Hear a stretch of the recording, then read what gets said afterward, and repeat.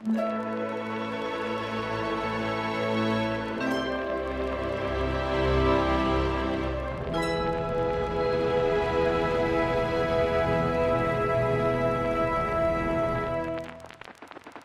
to part 2 of this out of line discussion with Jaclyn Johnson.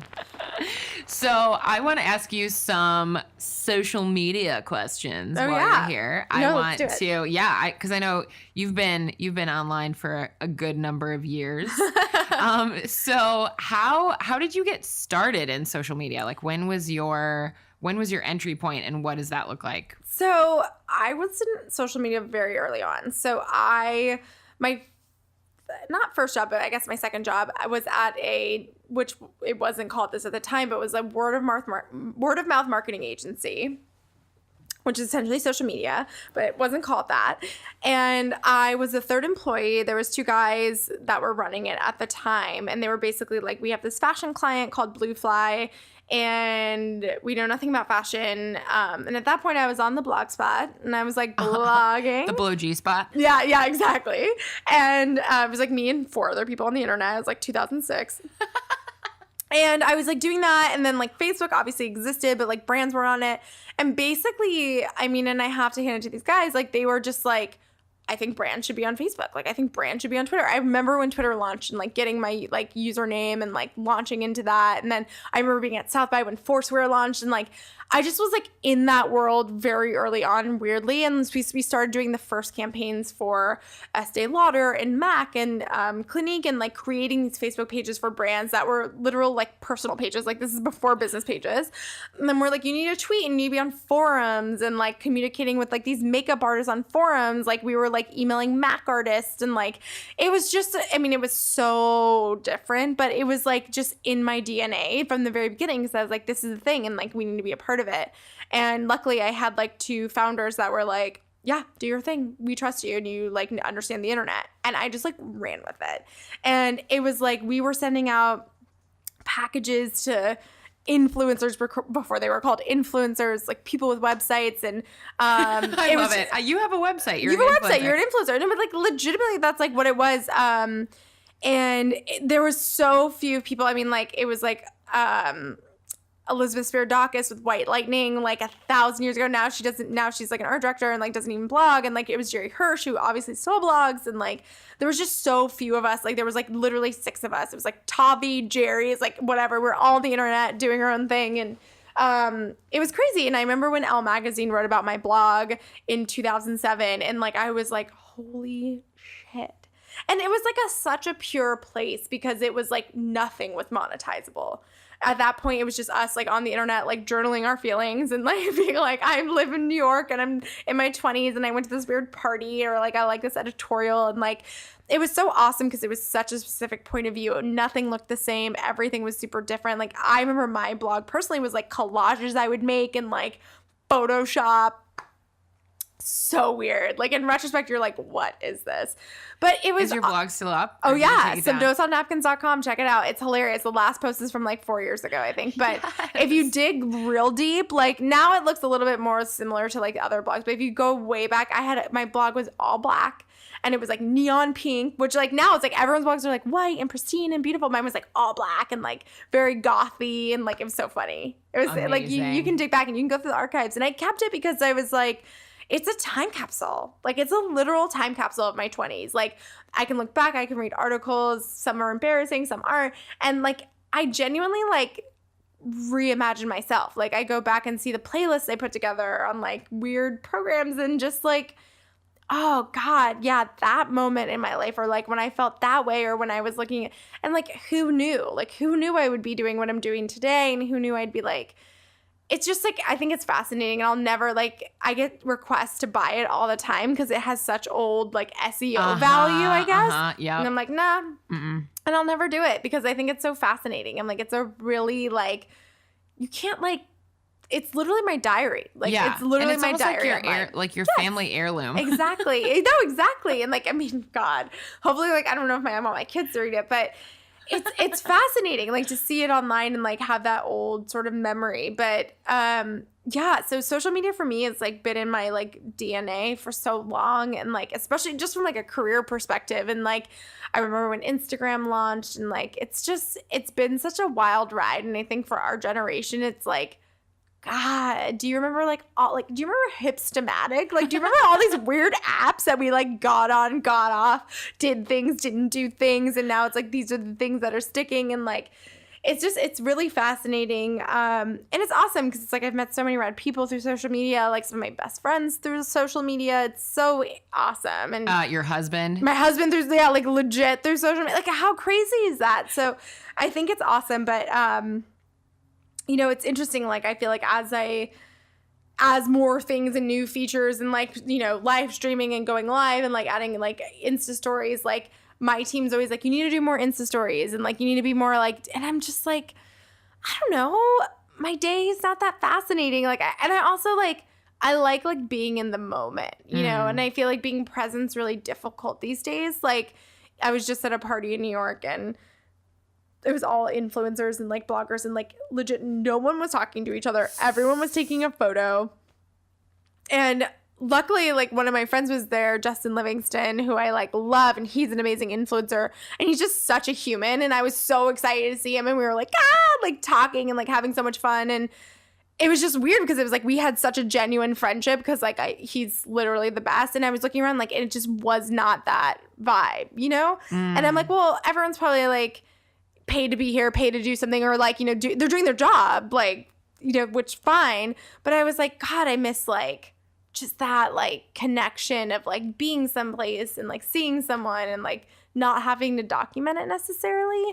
I mean, I'm sure you like fully relate to this, but 100%. It's hard. It's hard. It's like that's your life, your career, everything's on social media now, and it's like you have to put it out there. But I don't know. I relish in the moments that aren't on video and like aren't captured, and like, you know, it's interesting because it's like I think like I look at people's, and I love it. I love looking at people's videos. I love seeing their life. I'm like, oh, wow, they're there. They're doing that. Like, oh, that's their boyfriend. It's their baby shower. Like, I love seeing it. But it's like, I don't know. I don't have that natural instinct to do that when I'm like doing things. And so it's something that I'm like trying to get better at. But I'm also like kind of glad I'm not that good at it.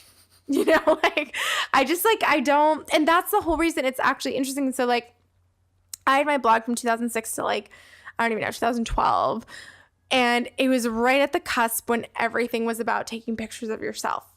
And I just like bowed out. I was like, I'm not down for that. Like, I don't love it. Like, I don't, and not because I have anything wrong with it. I like love personal fashion blogs, but it just wasn't me. Like, I love other people's style. Like, and that's what I like, love talking about, like collages of other women, what they were wearing, what I like to like, you know, and what I like is not necessarily what I wear. And I was like really curating all these different things. And like, I loved that. I didn't love being in front of the camera. I actually like prefer having other people be the spotlight, which is like exactly what Create Cultivate is. I'm like, how can I get all these amazing women speaking? How can I get all these people out there that are doing such cool shit? And it's so funny how like that's the path that like it led to eventually. But like, it's I joke with people because I'm like, I would have been a millionaire by now had I kept like being a blogger, but I would have probably been miserable. And like, it's just not for me. You know, I don't enjoy that. Yeah. So I was talking about you the other day and I said that you were like the queen curator of like the galaxy because you just know how to bring all the right people together in the same space and people, whether they know each other or not, all walks of life, all ages, like all cities. You're like, okay, here's the space. We're all coming together here. And you can say like, oh, I could be a millionaire, but there are a million people that have fashion blogs making tons of money, but what you're doing is totally unique and super different. And I'm grateful that you do something that's unique. Thank you. Yeah. And it's like, I love that. Like, it's something that's like, it's funny because it's like, reflecting on my life and like what I like to do is like I genuinely love connecting people. Like I like putting the right people in the right room. I like having people have the right conversations. I like people making like money off of that, but I also like people just making friendships off of that, making relationships off of that. Like I just like putting people together. And obviously that's not like a job per se, but it's something that I'm just like I feel really drawn to do no matter what has been my life. And like it's funny. It's become more overwhelming over the years because I get to, especially with Create and Cultivate, I get to meet so many amazing women all the time that I'm like, like function overload because it's just like so impossible to like make all those connections now. But I just like really loved being like almost like the orchestrator of all the things that were happening, which made my wedding so uncomfortable. Like, it was genuinely so uncomfortable for me to be like, this event's about me. Like, and I was like, and I was like, what is that weird thing on the floor? And I was like, I was having like a really like internal function system breakdown because I was like, oh, right, I'm just supposed to be having fun. Like, I'm just supposed to be like, I'm not supposed to be caring about like the fact that that person's having a good time or like, or did that girl meet that girl? Because they would love each other. And like, I was like, I just need to like chill the hell out and get married. But it's like, my brain is just like programmed that way. And yeah, no, it's really interesting. But I mean, I'm so thankful for the time I blogged, and I'm so thankful for the time of that agency because it literally propelled me into like the world of social media unbeknowingly, and now has like basically been my like lifeblood. Yeah. How much of your life is online compared to offline? Like you just said, you're not great at doing like the daily stories and stuff. So how much of it is online, offline, even in terms of how many hours of the day are you on your phone compared to not? And are you happy with the ratio? Yeah. So, I mean, I think a lot of anytime I'm like actively online, like posting stories and posting photos, it's like C&C when we're doing major stuff. Like we're at events, we're at the conference, like anything that I'm like, people are going to like want to see this and like tune into this. In terms of the day-to-day, like I kind of enjoy that like downtime. Like I don't need to feel so on all the time. And like, it's interesting. Like I think if anything, I like should be more vulnerable on my channels. Like I was talking to Jen Gotch about this a little bit, who's like very vulnerable on her channel. Talks a lot about like what's going on in her life. And I was so much. And I was so much. And I was joking because like she said something about like when I'm on, like when a camera's on me, I'm just me. And I was like, it's so funny because I was like, that's funny because when a camera's on me, I turn into like a news anchor. I'm like, hello, and today, like and it's just this weird reaction I have. And I'm like, I just, I'd be horrible on reality TV. But it's funny because it's like, I want to tap into more of that side because like, I think I don't necessarily like put a lot of myself out there in terms of vulnerability in terms of social media. And it's funny, I did a post yesterday that was like slightly like about having a really bad week and like shit that was going down and like professionally and personally and like all this stuff. And it has like the most engagement out of any, like it has over 1,000 likes, right? And I don't have that many followers. So it's like, it's interesting because I'm like, wow, like maybe that's like important to do. Like it's interesting. And that's what Jen was saying. She's like, I feel like this is my most important work now. And I had no idea it would be this way. But like talking about like mental health has opened up like the floodgates. And it's so interesting because it's like, I think people are exhausted from like Insta perfect lives. Like I think people want that like real talk, real advice, like really what's going on. And like, I think that's something I'm working into like what I do on social media. But I also think it's like, I don't know, like the day-to-day of my life being a CEO is like spreadsheets and like not that sexy fun stuff. So I'm like, I don't know. I don't think it's like that important to like broadcast it right now. And that might change, but I think my ratio is healthy. I think it's like a good percentage of like, I mean, it's literally like for like 60% work, 10% my dog, like, and then like 30% events, like whatever, like I just feel like I love so much like being unplugged from it because it's so important. It's like so much of my job to be in tune to it. So I don't know. I think like my head of marketing would disagree. She's like, you need to be more out there. But I don't know. It's tough for me sometimes. Yeah. It is interesting. And I'd be curious to hear if you've noticed a difference in kind of like the generations, because I would say that I feel like women and maybe some men too, but specifically women in like their 30s, maybe 40s are more used to really perfect online personas. Like everything's super curated, everything's super stylized. Like even if they go to a restaurant and are taking a photo of their food, like the napkin and the, everything has been perfectly styled. Perfect. Whereas my more like millennial and Gen Z, whatever they call it, like the sort of like 20s, the young 20s, they are like cut the bullshit. like, we know that's fake, you know? Yeah. And they post almost too much where I'm just sort of like, oh, that's a lot. That's a lot of raw. But it's almost like the younger generation is a little bit more just like, cut the crap. We know that's fake. Show us the real stuff. Do you find that, or is that No. I definitely think that's true. I definitely think it's an interesting change, because it's like, I definitely relate to the curated portion of things and like the creative aspect, and like, it's really hard because I also try to show both sides of stuff. Like, but yeah, it's interesting. Like, I think there's such a wide gap. And like, I think for us, it's like, I don't know, like maybe this is just for me. So like 30 plus, I think it's either professionally their career and it looks very curated and amazing, or it looks like crap and they're just like normal humans and like that's their life. And I feel like that's the divide. Whereas I feel like now, like the younger girls, like some of their feeds, I'm like, this is gorgeous, and they have 700 followers, but they're like out there doing it, you know? So I just think it's like they grew up with like, now that they're like, wow, like people have these followings and like I can do this too, and I can have that life, and I can take these photos, and I can curate my feed, and that's become their lifestyle now, and it's part of their like routine to take these photos. And I just think it's so interesting. Like, David will refuse. Like, our marriage will be over if I'm like, can you just take a quick photo? He's like, no. Like, he like hates it so much. And I'm like, do you know we could be millionaires if you took my photo? He like he like makes fun of me. He's like, no. Like, and he just refuses. And so I'm like, whatever. So it's like literally just me like trying to prop my iPhone up on something. I'm like, selfie with our dog.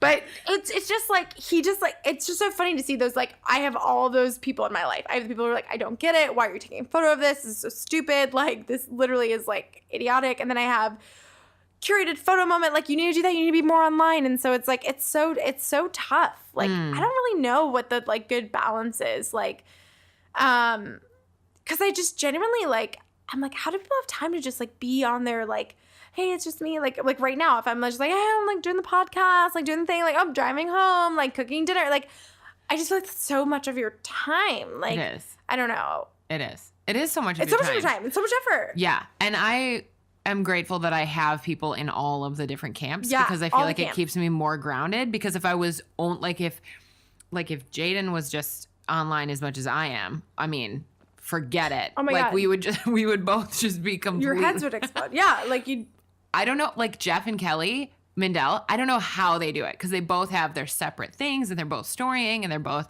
posting, and their content is like similar but different, and I'm just like, nope, I don't know how they do it. How do you do that? How do you stay But it's safe? funny because I've literally like gone out to dinner with Jeff and Kelly, and like Jeff and Kelly were staying at the same hotel as me, and like those weren't online moments. Like we just like hung out. I'm like, I don't know. I think they like don't sleep. Literally, they like don't sleep, but they're just up like filming stuff, and like their baby's adorable. I'm just like, oh my God, I know. I don't know how they do it. I don't know how they do it. It's insane, but it's impressive. It's impressive. Like I'm just like, I don't have that natural. Like I feel like for Jeff, so this is hilarious, but Jeff was my intern at my first company. Full circle. So Jeff was like, I remember interviewing Jeff and I was literally like, I have this company. It's only me. It's a marketing agency. I have an office. I feel like you could learn a lot. And he's like, I'm interviewing at Edelman. I was like, cool.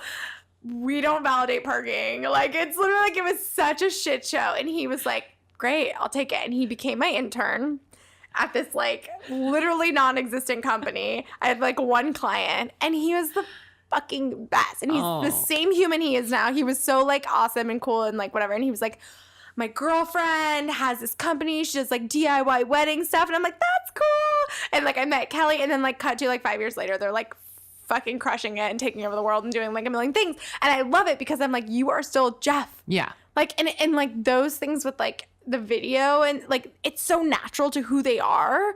It's just like not that way with me. Like I'm not just like, oh my God, look who it is. Like I'm in New York, it's Jeff. Like video. I'm just never going to be that person that's like, I'm naturally just like, oh my God, it's you. I want to hug you and like have this moment and not necessarily document it.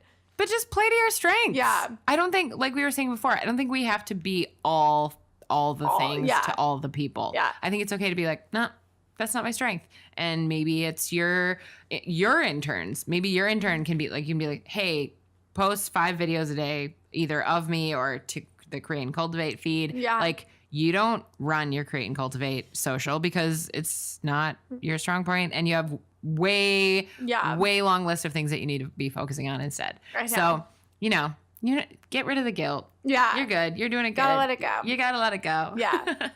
So when you curate for like Create and Cultivate, and you are bringing all these powerhouses together, I would imagine a lot of them are people that you find online or at least have online, presence of some sort. So what do you look for? Like when you're choosing the right people to work with, what's like the thing that you go, yep, this is our girl? Yeah. So it's kind of like an amalgamation of things, but essentially like every Create and Cultivate has different panels. So that's like where we start. So we're like, okay, cool. Like we have some tried and trues that are like at every single conference, which is like, one is like always about finances and raising money. That's always a great topic. Content creation is always a great topic. We kind of have these like tried and true, like CEO panels, things like that. And then we always weave in something new and different. So like, for Seattle, we had something around food, and like that was like a kind of interesting like one to do in Seattle. We had like Molly Moon and like Ellen Bennett and like just really rad women that kind of came from that world who are running like legit major companies and doing awesome shit. And for LA, we're like doing different ones where it's like, let's go there. And it's about, kind of controversial topics. Obviously right now there's a million, but controversial topics in the workplace. And then we have Podcast 101, which is like a really interesting one, which would be perfect for you. But we're basically like kind of figuring out these like niches that are kind of like arising in like the cultural conscious right now. Like what are people interested in? What are people talking about? Podcasts are obviously like one of them. So we kind of bring in these like kind of like relevant ones of the moment. And then we just honestly like do a deep dive into our team of like who we want to speak and like who we think would be awesome for it. And then we like go after those people really hard. And like sometimes we get yeses, sometimes we don't get yeses, and like that sucks. But we really try to pull in a diverse group of women that, have interesting stories to tell. And it ranges from, CEOs to content creators to celebrities. Like we always are like, what's next, what's new, what's exciting. And those people come from all over the country. So we like 5 people in, and like it's always like so fun doing the process of like what's going on. And also, as soon as we announce a city, we get an influx of emails, which is awesome. So like it's really interesting. So like Molly Moon is a good example. Like I knew of Molly Moons in Seattle, obviously because their ice cream's dope. And I was like, this is awesome. Like, is Molly Moon a person? I don't know. And like her team like ended up like, kind of communicating to us like, oh, by the way, Molly Moon has these insane health benefits for their employees. Oh, and Molly Moon spoke at the Women's March, and Molly Moon is like a real person. And Molly Moon is like fucking awesome. And I'm like, oh my God, I want to meet Molly Moon. And so like to have her there and like have these like people that are locals, kind of, these huge tastemakers and change makers in their community that are like making such an impact, like that's so important to us. We always try to bring local people into the mix when we can. And we're lucky enough to meet people like when we did Texas, Kendra Scott, who's like an incredible entrepreneur, such an amazing woman, and like brought her with us to New York and like doing amazing things with her. And like it's just always like it's always so interesting. And honestly, it's an avalanche of referrals. Like, oh, do you know that this person's doing this? Oh, do you know that this person's doing that? This person would be great. We're always looking for like new and incredible talent that is out there and doing amazing stuff and making waves, and honestly just coming off the heels of like our 100 list. So we're putting it together right now. It's like, it's such a process to find these 100 women. It's so kind of fun and like also stressful to kind of curate that list. As you know, having shot it. So we're at like, I think we're at 97 right now, which is like insane. Like 97 women. Like, I know that seems like in the scheme of things so small, but it's so awesome to like see all these amazing women doing such interesting things, from like engineering to like VC world to fashion to beauty, like just like kind of coming up with this like new list. It's awesome. It's honestly great research for us, for our panelists too. It's like, oh my God, that person would be great for this. And it's honestly a lot of word of mouth and like just being out in the world and like seeing what people are doing. And it's really difficult. Like, it's really, really difficult. I think for us, we want to make sure everything's like new and fresh and exciting. And every conference is like you're walking away like, wow, I learned so much and got to see so many incredible people. So Yeah, I'm always totally amazed by your lineup. I'm always like, whoa, yay. Gloria Steinem, Mandy Moore, Issa Rae, like, oh my gosh, it's like so much work on the back end. I feel like it, like everyone's like, oh, it looks so effortless. I'm like, oh. I'm over here like dying. But like that's the thing is like I never want to be, and I challenge our team quite a bit. I never want to be status quo. Like I think there's like sometimes, especially for a while now, not so much. Like now people are getting out there, but it was like the same 10 women were featured on everything. It was like so true, right? The same 10 women. I was like, okay, and then this person again, and then this person again. I'm like, guys, there's thousands of women out there doing cool stuff. And so for me, I'm like, I don't want to do the expected. I always want to do the unexpected and like pull someone out of the woodworks that you never in a million years would be like, oh my God, that person's dope. And like one of our most exciting gets for LA was Jessamine Stanley. I don't know if you know who she is, but she's fucking awesome. I've been following her for so long. I'm like so into her, and we wanted her for Seattle because I think she spends her time between Seattle and New York. But I was like, oh my God, this is perfect. And then she wasn't there in town, and I was like, well, we're gonna get you for LA. And like, she's just so awesome. And like, she basically is like sort of plus size yogi who's like an incredible, I don't know, yogi, I guess is like the word for it. But she also is like now has deals with Playtex and is like doing commercials for them. And like, she's just a fucking badass. And like, I'm so into her and like love her. And it's like, sometimes I just stalk people for years until they can do it, honestly. I'm legitimately stalking Phoebe Robinson. I'll throw this out there. If anyone has a connect, she will not get back to me. I'm obsessed with her. Dope Queen Phoebe. She also has a podcast. Respond to me. I love you. I want you to speak. I don't know. Get back to me. Like I'm literally trying every possible angle to get to her, and it's like some people it's hard to get to them, and like other people you're like, holy shit, they emailed me back. So it's so exciting. I mean, that's how I feel about Yvonne from Insecure. Like she's amazing and so awesome, and like now is like a friend of the brand and like someone that we like talk to all the time, and it's so awesome. And it's just like how those relationships start are so exciting. It's just cold emails, guys. Keep sending them. They work eventually. Oh, man. And you must send, like, I mean, for every one yes you get, how many no's or no replies you get? Tons. Yeah. Tons. It's devastating. You know, I mean, I think, especially at the beginning, you're like, oh. Now I'm like, oh. Because now I feel like at least we have a name. At least we have, like, clout to kind of back it up to be like, hey, we want you to speak. But yeah, getting those no's are brutal, you know, like it sucks. And honestly, I think at this point now it's like we're mostly scheduling and things like that. But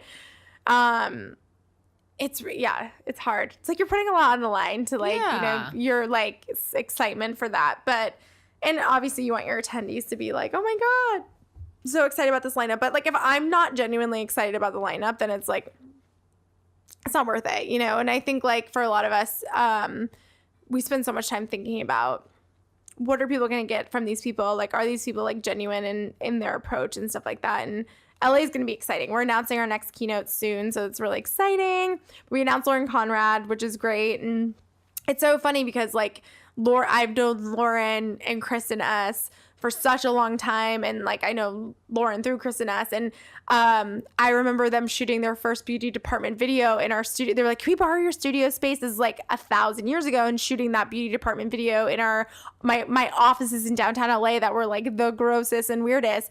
But like everyone starts somewhere, you know, and it's so exciting to be part of that journey with people and be like, hey, now I have this thing you can speak at. And like it's just exciting when like women remember the women that kind of like help them along the way, or like were there for them when at the beginning when they like didn't necessarily have the followers or the people. And like I think that's so important to like, you know, I think I was saying this at like something I spoke at the other day, but I was like, stop networking vertically, like start networking horizontally, like to the people around you. Because I think everyone's like, I need to network with that CEO. It's like, nope, you need to network with that girl that's on the come up with you, because she will also be along with you over the ride. And like now I get to look around me and see all these amazing successful women that I like was struggling with 5 years ago. So I don't know, I think that's important. Yeah, showing up for each other, remembering each other.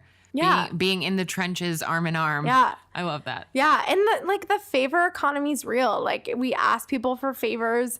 You ask people for like that, like, can you just do this for me? Like just once, or like at this discount or whatever. And like, look, I like business is business, money is money. And I totally get that. And if that's your thing, then saying no is fine. But I think women helping women, especially right now, like it's so important, and like it can really make all the difference for everyone's different careers. So, I mean, obviously, you know, get your worth and blah, blah, blah and all that stuff. But I think like right now it's like anything you can do if you're like at the top of the totem pole or you're at the bottom of the totem pole, it's like really important.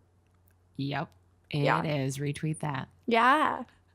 So, we've talked about your relationship and we've talked about social media. How does social media specifically impact your relationship either with David or with your family? Yeah.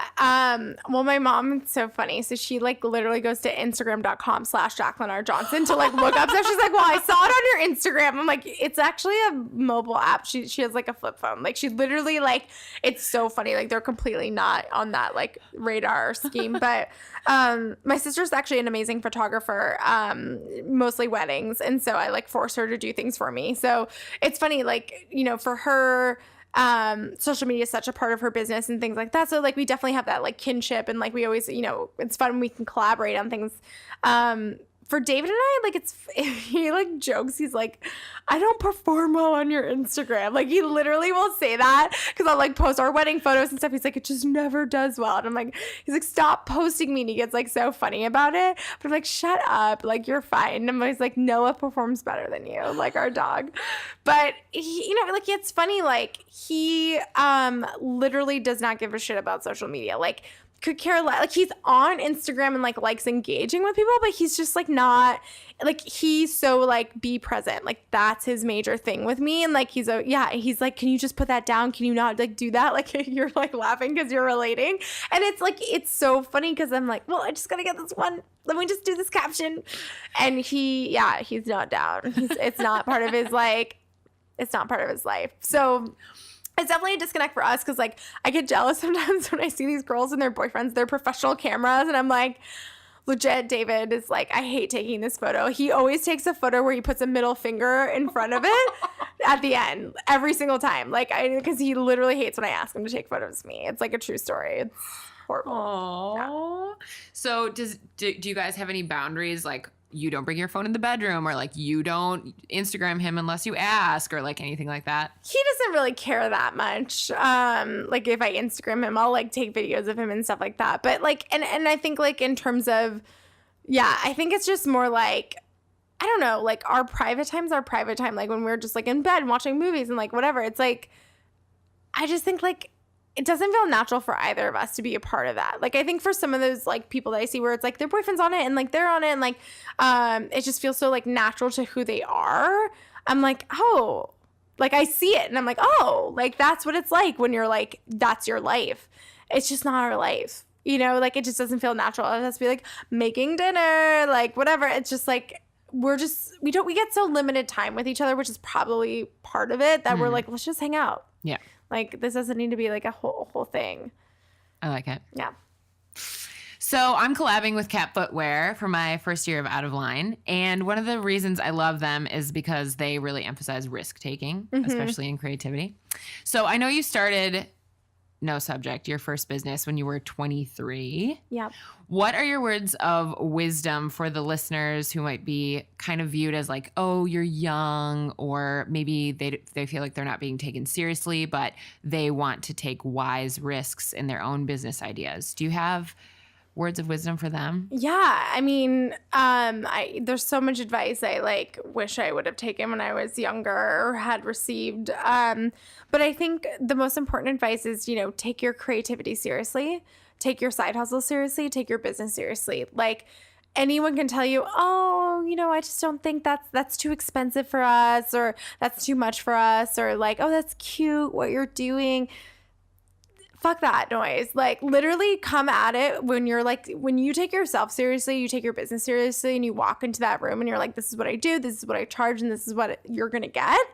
They'll take you seriously. And don't, you know, I always tell people, I'm like, try not to budge on like those things. I know it's tough when you probably need the money and you need to take that client and things like that. But when you get to the place where you can kind of be a little bit more particular, be particular. You know, I think it's really important because I remember so vividly getting to the place where I didn't need a client. Like, I didn't need that money. And they were rude or like negotiating or like downplaying stuff. And I was like, absolutely, if this isn't for you, like, then it isn't for you. And I'm happy to make recommendations for other people. And them like literally being shocked at that concept of like, she's saying no to us. Yeah, I am. Yeah, girl. And bye. Yeah. So that's a powerful feeling, and that's something you should get to that point in your career or your entrepreneurial venture where you get to that point. But take yourself seriously. And I think like take it seriously when you get contracts, take it seriously when you sign things, take it seriously when you're in a meeting. Your reputation is your resume. I always say that. So it's really important to understand like every meeting, every email, every call you're taking is important because you don't know where you'll be in 5 to 10 years.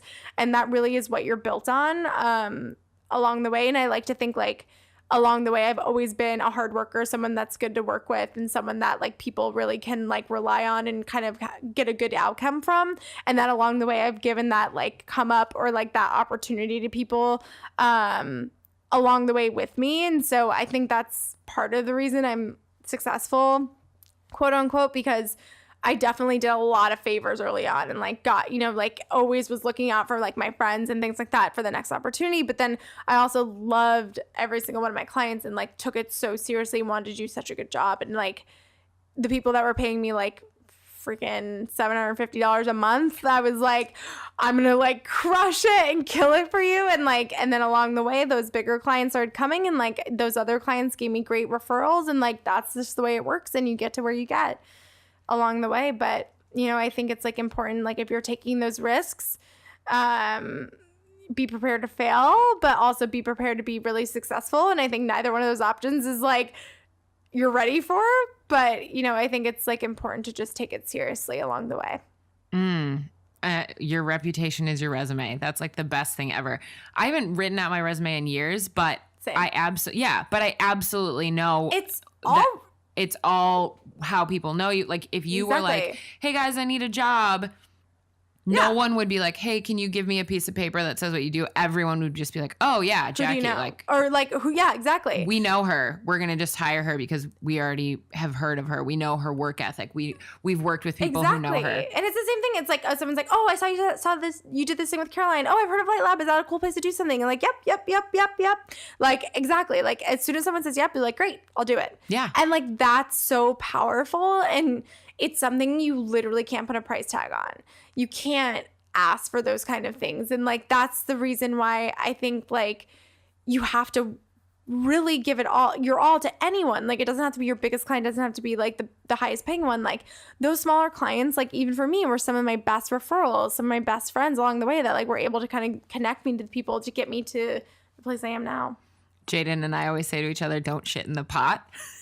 Which so is true. like the same. It's just the idea is the same. It's like everything is connected eventually. And if you treat someone badly, or if you don't do a job in excellence, or if you talk smack about someone behind their back, like it's all one big stew. Yep. And if you throw shit in it, it's going to affect everything. It's so true. It's so true. And it's the same, but yeah, different. It's the same. And like honestly, there's very few people I could speak down about. And like it's like it literally had to be such a burn to get to that place. And it's like, and it's exactly that. And like, who knows like who you're talking to or what you're doing. Like you never know who anyone is, like from, the executive assistants to the CEOs. It's important to be like kind to everyone and work just as hard. Yeah. And today's intern might be tomorrow's CEO. Yeah. So don't even shit on the interns. Yeah. Agreed. No, it's so true. Oh, I love it. You said that you're really bad at self-care. But what do you do when, let's say once in a blue moon when you self-care, what does that look like? I genuinely like working out. I wish I had more time for it. I love hiking. Like I said, I love SoulCycle. I like definitely like go to that church situation, SoulCycle. I'm like every like, I kind of like everyone's like, oh my God, SoulCycle. I was like, oh, please. I've taken spin. I've done spin. No, and then I different. did SoulCycle. I was like, oh my God, it's amazing. I genuinely like am in that cult. Yep. But I also like my weird thing is like getting manicures, which I know sounds like so random, but like it's something that I do like once or twice a week or once or every 2 weeks. And it's just like I can't use my phone because my hands are like being like whatever. And I have horrible nails. You can't see them, but they're really like tiny. But it's just like it's something I just like doing. It just makes me feel good. I leave. I feel like great. I'm like, that was a nice little hour to myself. I just like love it. It's like a weird luxury to me to like get like a mani-pedi. Do you go alone or is it like friend time where you go alone? I always go alone. I love it. I just like zone out, don't think about anything. I love it so much. But I genuinely like also love my alone time. Like, I think that's also important with your partner. Like, we'll like, he'll be in the garage, I'll be in the house, and like we can just have like 3 hours apart and like do our own thing. And like, I think that's important too, because a lot of my days, like, one, I have like 11 employees, I have like meetings, I have this, it's so attention oriented that like, and then I get home and it's like, I have my husband, we're like talking like about our day. Okay, cool. Okay, go to bed, wake up. Okay, do it again. Like, and like every now and then I'm just like, I just want to be by myself, just all by myself. And that's hard to get sometimes. And like, just those like few hours I have, like, and sometimes I'll hike by myself and do those kind of things, or just like lay in bed and binge watch shitty TV. Like, David does not understand that. Like, he's like, I genuinely do not get it. I'm like, leave me in Riverdale alone. We have our own thing. You don't understand it. And I like genuinely will watch like 3 episodes, just like be in bed with a glass of wine. Like, and he like can't relate to it. And I'm just like, this is what I need right now. Like, and it's like, it literally makes me sane. Yeah. Cause I'm just like, let me get into their drama, and like, it's so stupid.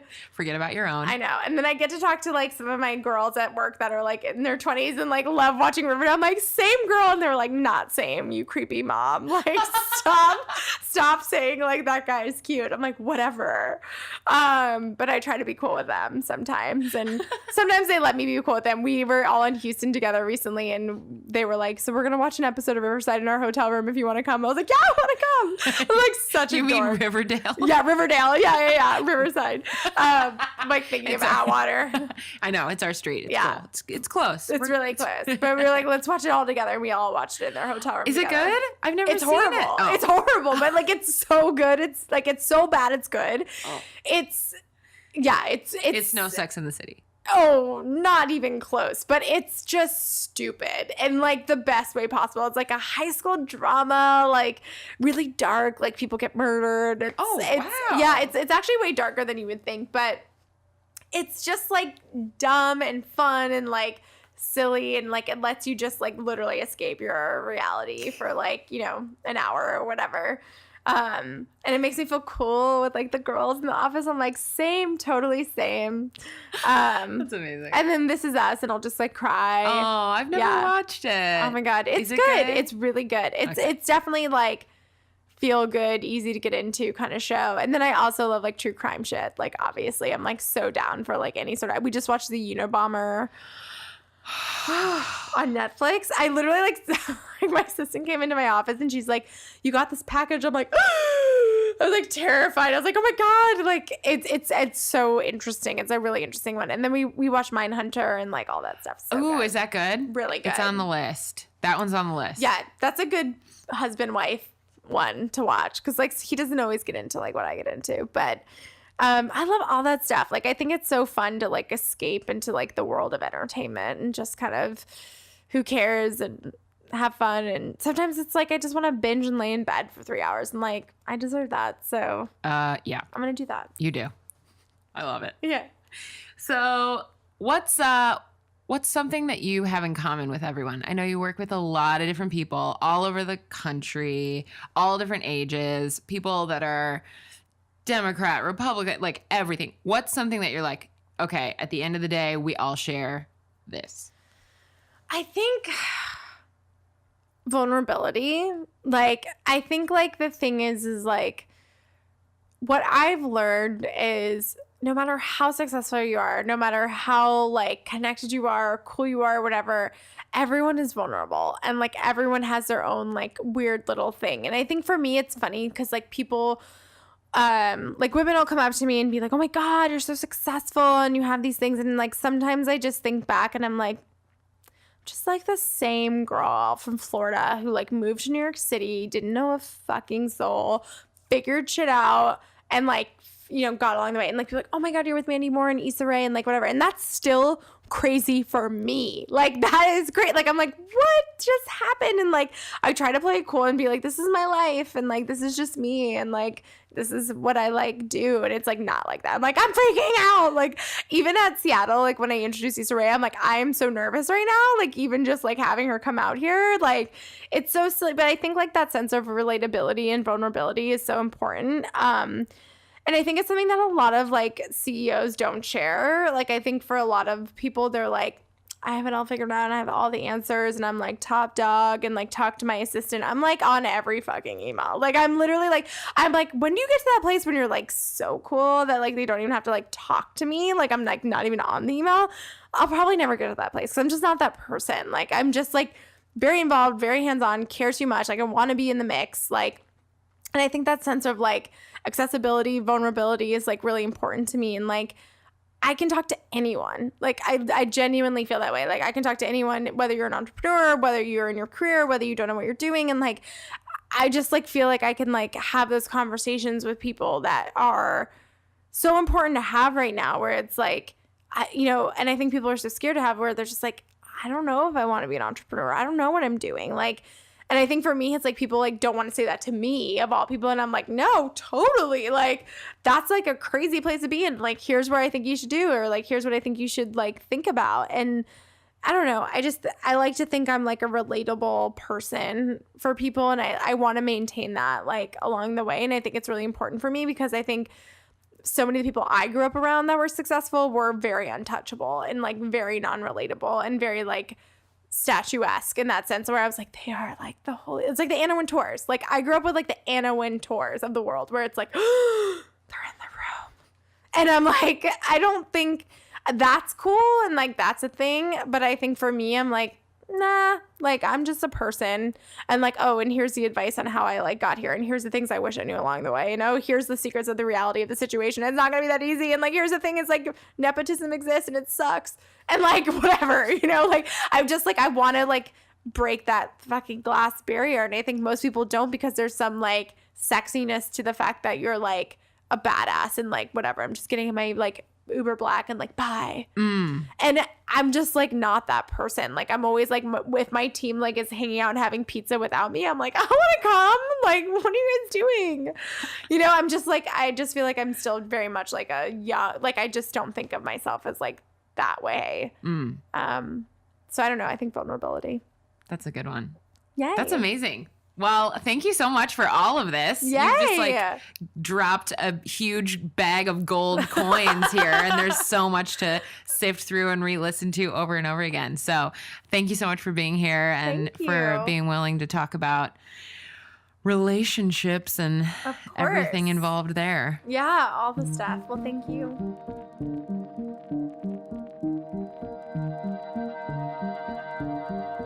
You've been listening to Out of Line with Caroline Lee. Tweet me at Team Woodnote or tag me in your posts on Instagram using Out of Line Podcast and let me know what you thought of today's discussion and who you'd like to hear as a guest on Out of Line next. This episode of Out of Line was produced by me, Caroline. All sound editing, engineering, and original music composition by Jaden Lee. And a big thank you to Cat Footwear for working with Out of Line this season. Hit subscribe to get the next episode on your mobile device when it drops next week. And if you love what you heard, please whip out a review, will ya?